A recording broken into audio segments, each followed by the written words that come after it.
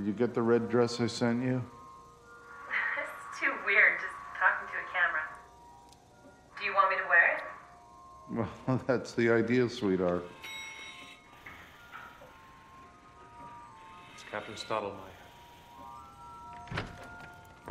Hello, Mr. Biederbeck. Captain, I really wish you would have called. I'm a little busy at the moment. I'm here to arrest you for the murder of Judge Kate Lavinio.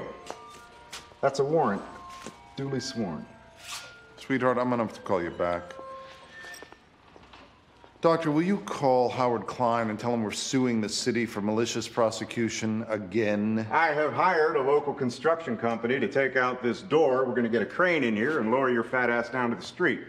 A crane? Oh, that's rich. But would you mind explaining to me how I'm supposed to have killed the bitch? I can't leave this room, remember? Mr. Monk! Well, my. It's the defective detective once more.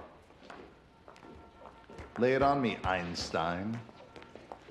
These 2 chairs are from the judge's house. The killer stood on one of them when he turned off the smoke alarm. A girl in the neighborhood saw, quote, a very, very fat man standing on it. But there's something funny about the chair. It's not broken. This is Sergeant Cargill from the 14th Precinct. Sergeant, how much do you weigh? 265. Would you mind?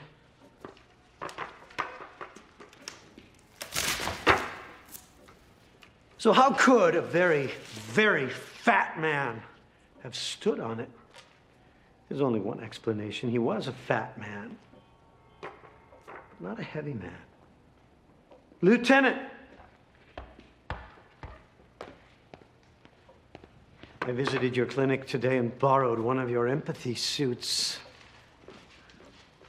Fat, but not heavy. I believe we have another warrant to serve. You're joking. You were in it together. You killed her. The fat man planned it, but you did it. It was brilliant. You killed her, and then you left clues behind to make it look like Biederbeck did it. Why? Because he's the only person on earth who couldn't possibly have done it. You wore enormous boots to leave big footprints. Breaking in was no problem. The housekeeper told you about the hide key. I admit I was confused until I figured out the sequence of events. First, you killed the judge. Then, you ransacked the house. Of course, you needed a witness. You put on one of your fat suits, set off the alarm, and then waited until you were sure somebody was watching. And finally, you called 911. And you're great with voices, Doctor. We've all heard you. It's right downstairs. Biederbeck even supplied you with videotapes of the judge so you could practice. This is insane. Why would I risk everything? Well, you really didn't have a choice, did you, Glenn?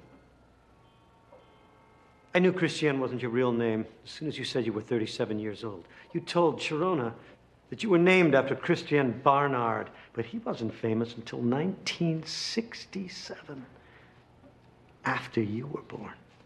I put the FBI on it. They were looking for you. Your real name is Glenn Q. Sindel. You killed a child 5 years ago. Accident. You were operating on her so doped up you couldn't see straight.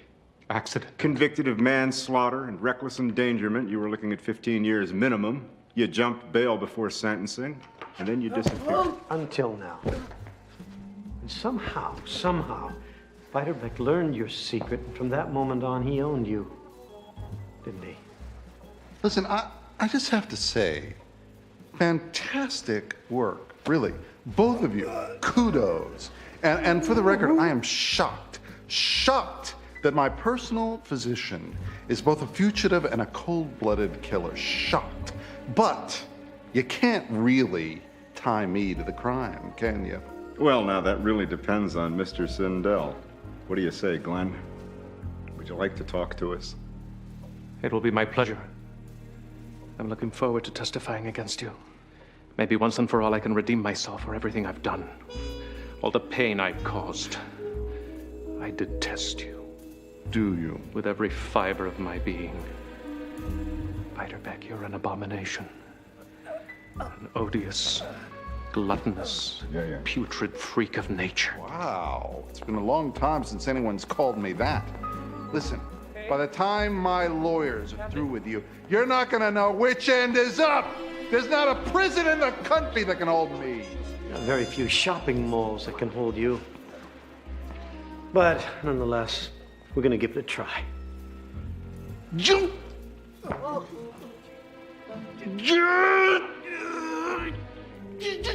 What's he doing? I think he's trying to kill me. Wasn't really much of a fight, was it? It's jungle out there, disorder and confusion everywhere. No one seems to care. Well, I do. Hey, who's in charge here? It's jungle out there.